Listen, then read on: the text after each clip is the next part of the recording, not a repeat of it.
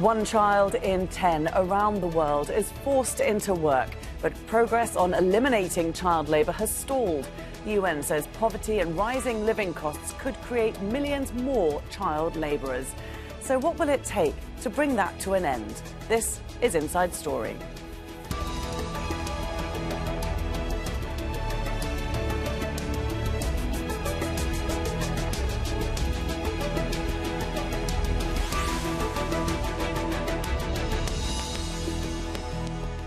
Hello there and welcome to the programme. I'm Laura Kyle.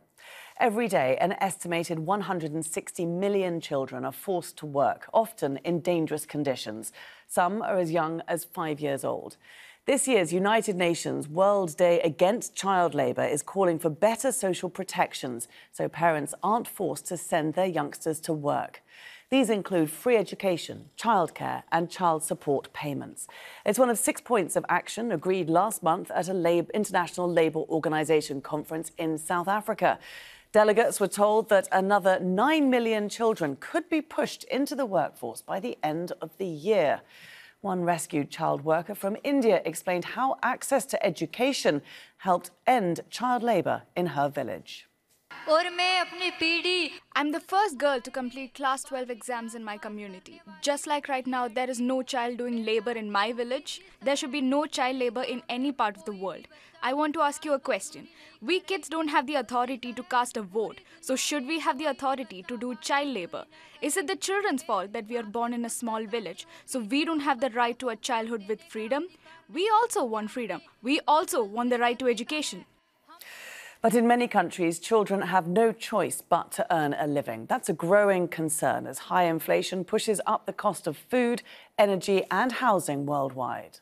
I am the eldest in the family, and so I'm in charge of supporting my sisters and brother and helping my mother find food.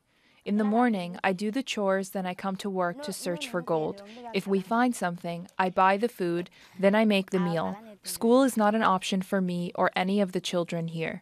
What forced me to work is the situation. My father is unwell and can't work anymore, and I only have one brother working from time to time during the month. Well, children across the globe are routinely engaged in paid and unpaid forms of work. So what actually constitutes child labour? Well, international law classifies children as child labourers when they carry out any work whilst under 13 years of age. 18 is the minimum age for carrying out work considered harmful long-term, whether physically, emotionally or mentally. Although child labour can increase a household's income, in the long term, it perpetuates household poverty. The more child workers in the economy, the lower their wages. The latest estimates suggest child labour is increasing amongst children aged 5 to 11. There are now at least 16.8 million more child labourers than in 2016. 40% of them carry out dangerous work.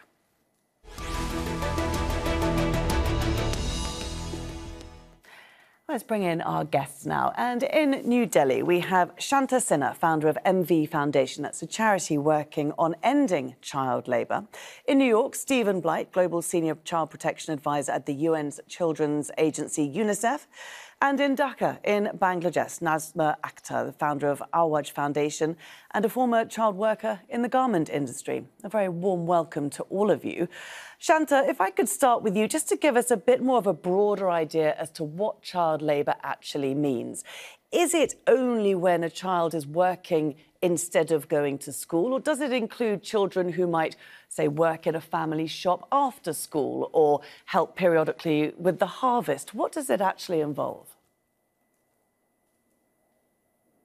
I would start by saying that child labour should be defined as children out of school, and also say that if a child is not attending school, then the child is in some form of work or the other.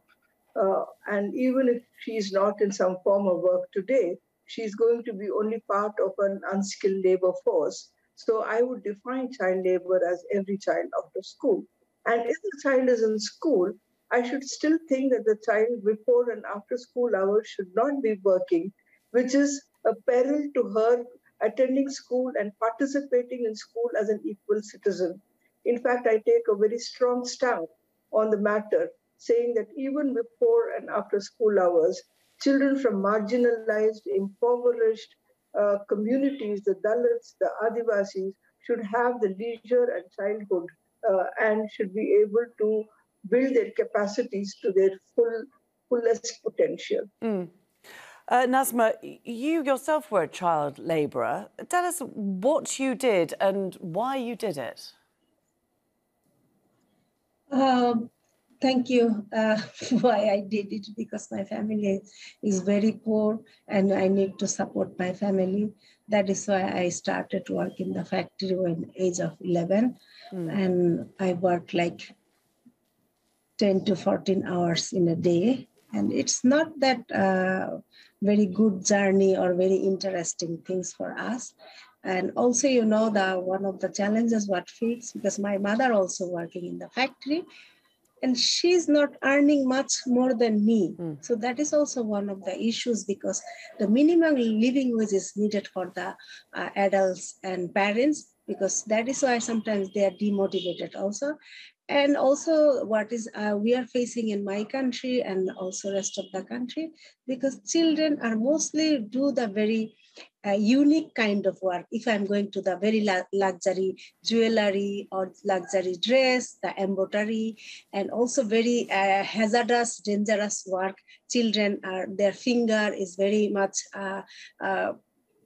usable. And also the children, when you shout, if you yelling, they are scared, then they can do more work. So this kind of seems to going on, and abuse are treated, and there is no monitoring, there is no proper good system for the things, and we don't have proper action plan. So it's very difficult also when the family is not getting proper wages and benefited and social protection, insurance policy, a lot of issues are addressing. And also another issue is the child labor is increasing, because most of the women who are working, no child care, no daycare center, although law is require an adequate and sufficient daycare must be for the women's workers who are working. So this is also one of the challenges. Then they send their children in countryside, living in the village, and 2 months baby are separate from the parents. So many issues. And also, you know, mostly the informal sector, so-called informal sector, where the legally is not require a job contract and the things. So there is a women and children are abused, and where worker doesn't have any recognition. And then a lot of hazardous, like a workshop, the transportation, factory, they are working. And that is one of the issues, is very much difficult for just briefly, Nazma, you started at age 11, so that means you left school at age 11. Were you ever able to return again to school? No, because I didn't go back to return to school, because I work in the factory like more than 8 years. And then I realized, because how I deprived from the education, how I deprived my rights as a citizen, as a fundamental, as a child. So that is why when I work in the factory, when I lost my job, I was a union organizer, and I have a lot of issue. And then I decided we should do something for ourselves, and we should do something more on freedom of association, freedom of expression, and how do we reduce this kind of exploitation, child labor. And I also a lot of speak on the child labor issue when I was young and till now, and trying to be, our foundation, we are trying to educate our workers. I certainly want to come back to you, Nazma, and get more of an idea of the success of your work so far. But just for the moment, I want to bring Stephen into the discussion. I think Nazma has very clearly showed us some of the push factors that push children into labour, and also how that can have a negative effect on the child and the family, because the children don't get the education. But Stephen, can you give us more of an idea of where we see these cases of child labour, and what are the factors that lead to massive pockets of them in certain parts of the world?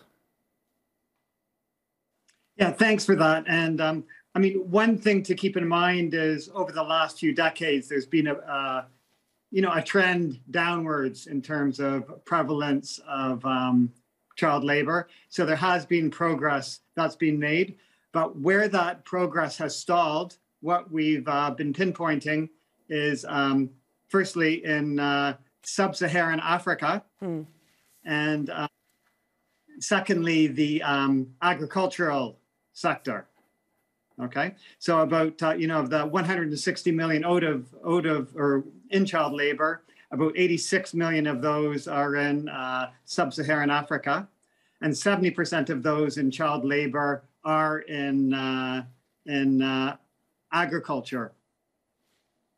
Why do you think that is?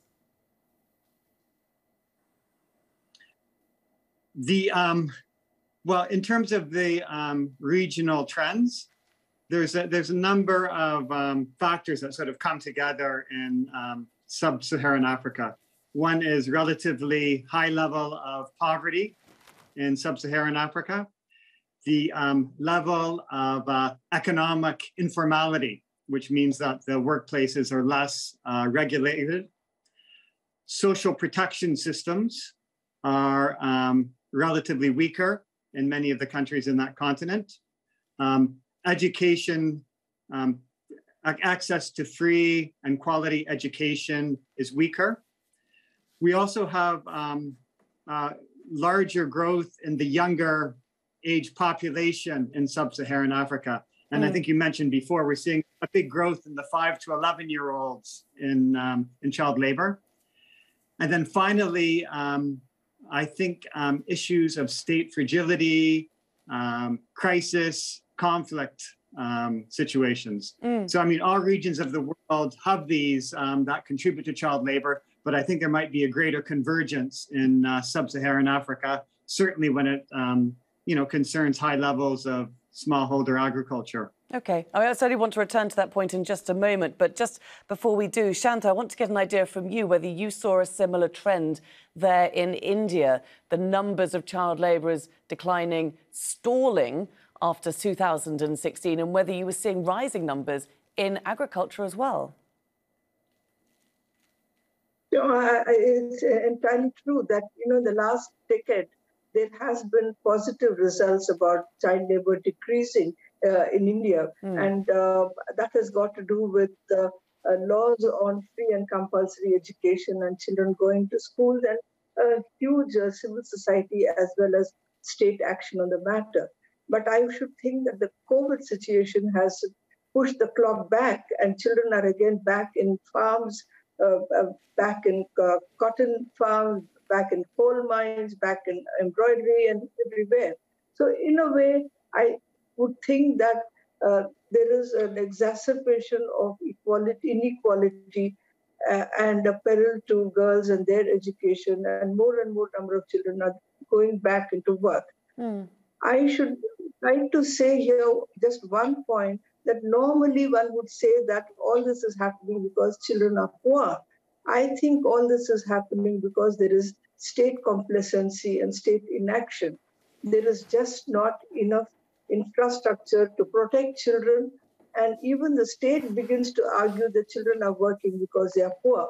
I think we will have to somewhere abandon the poverty argument. More than poverty, I think it is the poverty argument that makes children work. They are a source of cheap labor. They can be exploited and forced to work for long hours. In fact, we have seen in the work that we did, that when we did bring children from out of work into schools, the wages for women went up at least 5 times. Protection systems began to function. Schools began to function. In fact, child labor caused poverty. It depressed wages. It brought in low quality of life in the family. And we should stop arguing that children are poor and so they have to work. Children have rights. They are entitlement holders. They are not responsible for their poverty. You and me are responsible, and the state is even more responsible, and they have to take care of children. Justice is what we should talk about. Inequality and argument for equality is what we have to talk about. Finally, we cannot anymore do the analysis of why child labor. I think we have to learn from positive experiences and talk about how to bring children to school. I think the question how is so important. And we will get on to that in just a moment. First of all, I want to check with Nazma whether you agree with Shantha that it is state inaction that is the reason, the main driver of these high numbers of child labourers that we're seeing. And is this the case that you're seeing in Bangladesh? Yes, I totally agree with Shantha, what she said, also the cheap labor and what I really mentioned earlier, that the parents need to be decent wages and decent working condition. That is also one of the issues.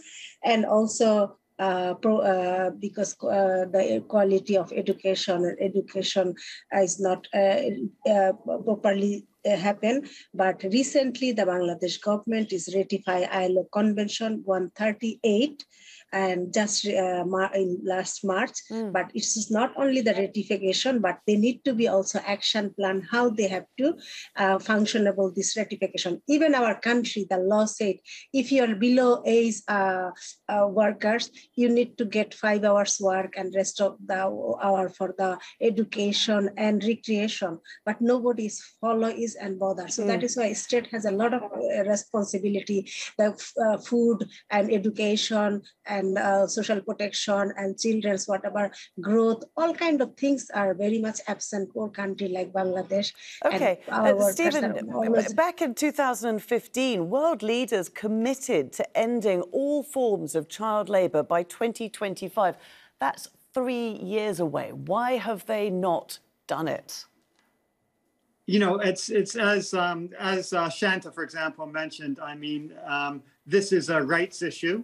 There's been a number of international treaties. There's been the 2 ILO treaties that I think were referenced. There's a Convention on the Rights of the Child as well, and so any child in labor is not tolerable, and we all have an obligation to bring it to an end.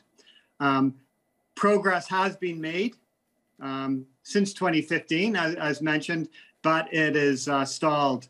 And one of the factors I think we have to look at is the impact of COVID-19, which has, as well as increasing poverty, it has as well, kids stopped going to school as schools were closed. And that brought more and more of them back into family agriculture as families and other family occupations. As parents didn't have the childcare, and there was no alternative other than work. So that's been a big setback to our efforts. I think to get back on track. In the current context, I mean, you really need to double down on this social protection element, making sure that that poor families get the income support necessary to get so their kids don't resort to working, and then stepping up the work to get kids back into school and to keep them in schools. We don't want to see an outcome of the COVID-19 crisis of being a big increase in child labor. Shantha, as you said, we need to talk about what needs to be done. And this is one big theme of this year's UN Day for Child Labour. Do you feel, though, that it is a priority for governments, that they have taken this on board and they're going to create this social protection for people with a real desire to end child labour? I do hope it can actually happen. But so far, one has not seen signs of where children have become centrality of policy making post-COVID. During COVID, of course, they were totally lost and not even spoken about. After COVID, there is a lot of noise by the civil society and the UN agencies also, but then it has not been internalized by the those in authority within the countries. I think there is such a big need for greater doubling the investments to get children back into school after COVID. and also reassuring them, telling them that not all is lost. Your dreams and aspirations for higher education cannot be just frizzled away, that we will bring you back to school. That kind of voice is so important from the establishment. That has not come as yet.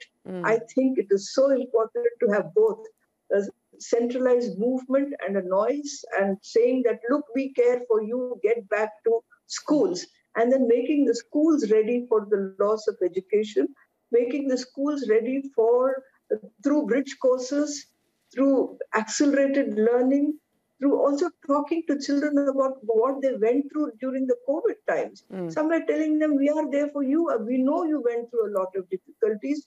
Tell us what you did, and connect with the poor children is so important. Nothing of that sort has so far happened. I'm not sure if it's happened in other countries, but generally when one reads literature on the matter, it seems there are Zoom conferences, but then actual action on the ground is wanting. Exactly. And Stephen, I just want to bring you in at this point, because I want to know if we do have any positive examples of where this has happened and where it has worked. Yeah, that was, you mentioned the Durban Call to Action, the recent conference that took place. And, given, accepting the points that conferences don't solve problems, but they do serve a couple of important functions. One is to share those experiences and good practices, and then to reforge that government commitment. So we've seen a number of positive examples from around the world, where schools, for example, undertook outreach programs to get those kids who were at risk of going into labor back into school and keeping them there. We've seen a big, in a number of countries, a big expansion of social protection measures, cash grants for children for families with children that were, I think, accelerated during the COVID-19 pandemic as a response. And we're also seeing, we have to keep in mind that there's also a supply chain, right? Yes. And many of the products that children are engaged in producing end up in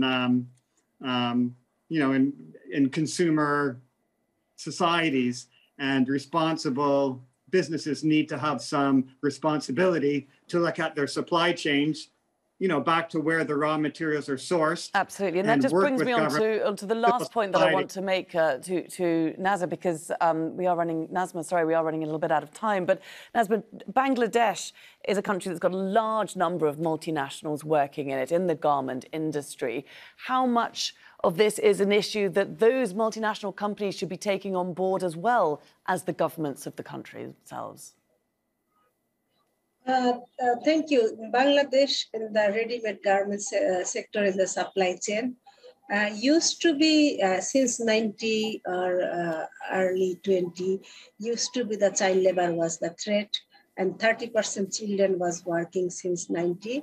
But after gradually a lot of international campaign and lobby and fighting for the children abusing in the clothing industry, so we don't have that risk in the garment sector like a child labor, but we have below 18, like 14, 16 years old workers are working. So, but we are also exporting other goods and other issue, agriculture, fishing, local market. There is a lot of children are using and exploitation, because you know that systemic. We do have to leave it there. Apologies, we have run out of time for this discussion. It's a shame. It's a very interesting discussion indeed. But for the moment, thank you very much to our guests, Shantha, Sinha, Stephen Blight and Nazma Akter, for joining us. And thank you too for watching. You can see this programme again anytime by visiting our website, that's aljazeera.com. And for further discussion, do go to our Facebook page. That's facebook.com/AJ Inside Story. You can also join the conversation on Twitter. Our handle is @AJ Inside Story. From me, Laura Kyle, and the whole team here in Doha, it's bye for now.